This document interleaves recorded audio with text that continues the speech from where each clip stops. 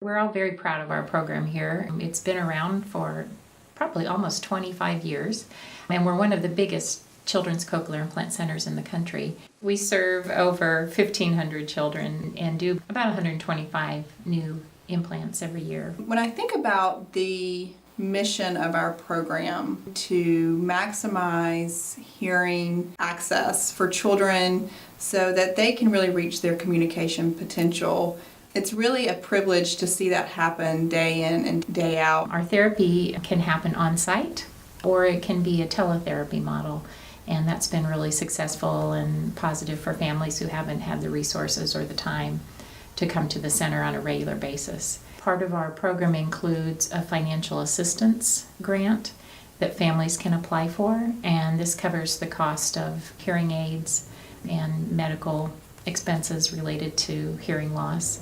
We empower parents, we program cochlear implants, we do research, we train teachers. We're not a huge program in a ritzy place, but we're able to really do great things with the support that we have from the state and the university and various private donors that support us to be able to make sure that no child here is turned away for their ability to pay. It's just made me really proud of what this program is and that we have the ability to serve families and children with hearing loss in North Carolina in that way. Hi, we're the Keel family. I'm Catherine Keel. I'm Brendan. And this is Hudson. We are here to talk today about our son. He was born into the NICU with a lot of health issues. Much to our surprise, Hudson was diagnosed profound to severe hearing loss. We thought he could hear. We had music playing next to him in the NICU. We thought the whole thing must have been a mistake. It took a long time to really come around to the idea that he was going to have hearing loss. We were sitting at UNC after they did the under anesthesia hearing test. They just point blank said, if we do not implant him, then he will never hear you say his name or I love you. That was a defining moment for me as a parent and as a mom. I cried. I kind of let it all out, and then after that I was like, okay, let's get going and let's implant him and do what we need to do in order to see if he has the chance to hear. His internal ear anatomy was pretty different. He had cochlear nerve deficiency where on either side he didn't even have the nerves that would be required for a cochlear implant to be successful. UNC was meeting and discussing, and Dr. Buckman was reviewing the films, and based on some things that they saw, they made the decision that they'd give Hudson a shot at a cochlear implant on one side.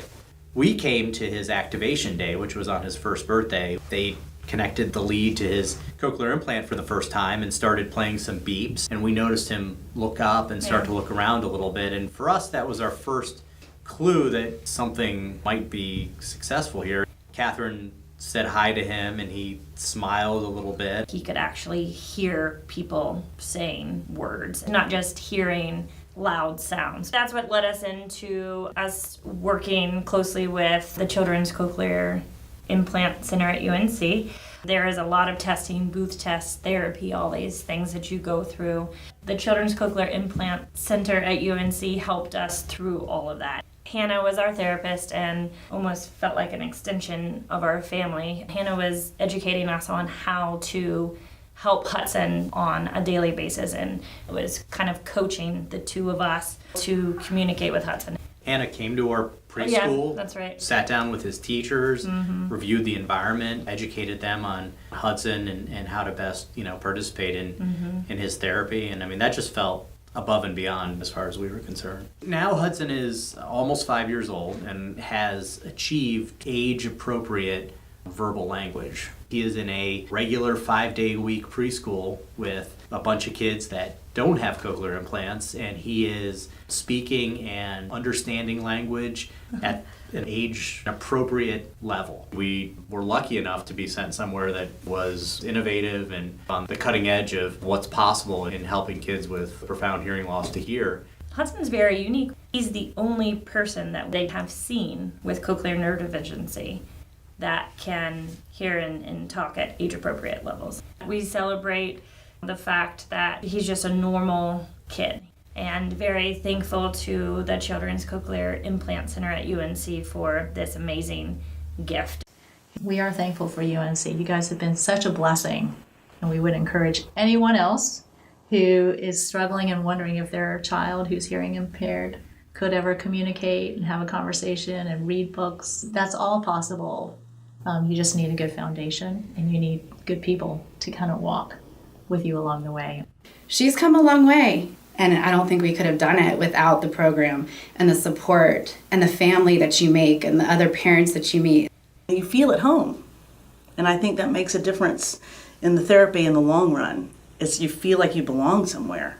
If I had not had cochlear implants, I would have had to use sign language, and not many people in the world know sign language, so I probably wouldn't be able to communicate with other people. It's taken years to create what this place is, and you all do amazing things. You know, you change people's lives every day, and there's not a whole lot of people that can say that.